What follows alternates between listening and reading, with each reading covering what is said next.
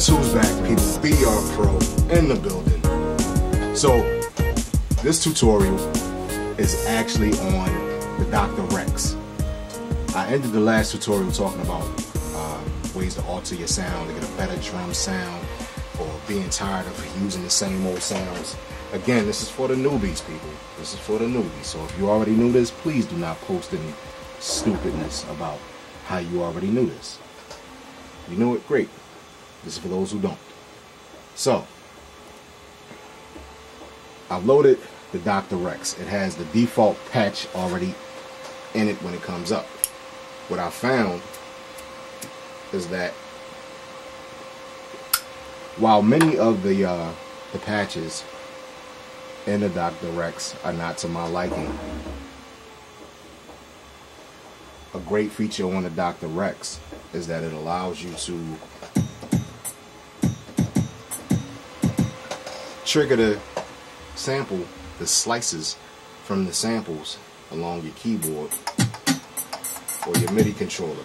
I'm using the M-Audio Key Studio, little cheap joint, you know. What I found also is that being a right-handed person, that the drum sounds will actually repeat themselves further along the keyboard based on the length and number of slices in the sample. So if you find that, you know, being down one end of the keyboard is too difficult, or with a case, you're just more comfortable using your right hand, you can trigger the same or similar sounds further up the keys, because normally the drum pattern will have some form of repetition in it, so you can find that same sound a little further up the keyboard. And basically, as opposed to just clicking the you know, if I click the preview button,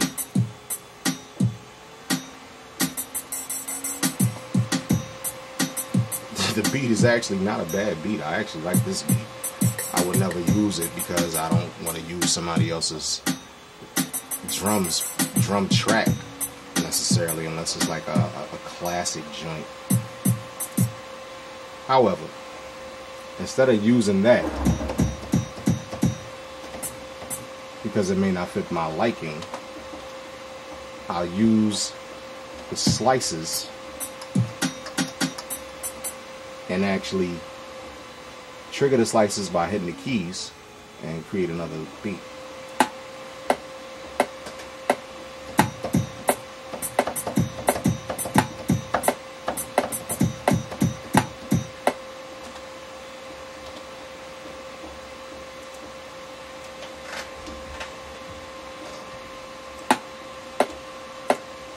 So let's bump this tempo up. So 96.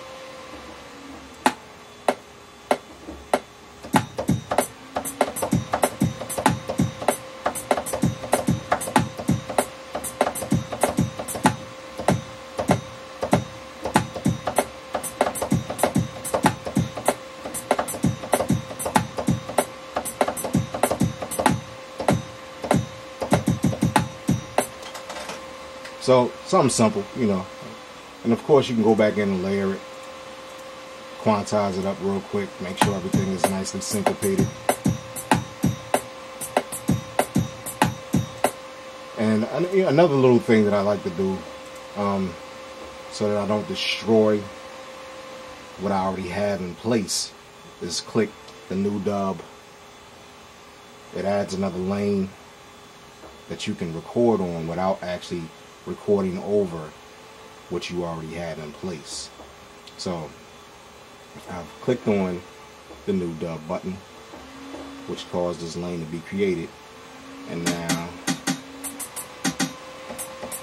I can add something to it.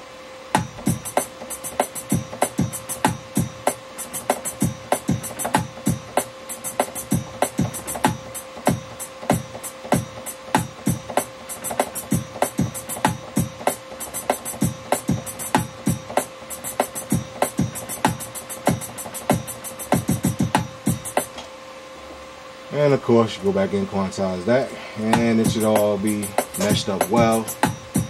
And turn this metronome off. And you got a little basses. Of course, I would add a ton more to that. I would double up the kick, maybe throw the scream on there, maybe not. But it got a nice little bounce to it. You know, you can rock out to it. Something simple. Again, for the newbies, for tutorial purposes. Hopefully this was of some assistance to you. This is BR Pro. See me on the next one. And I'm gone.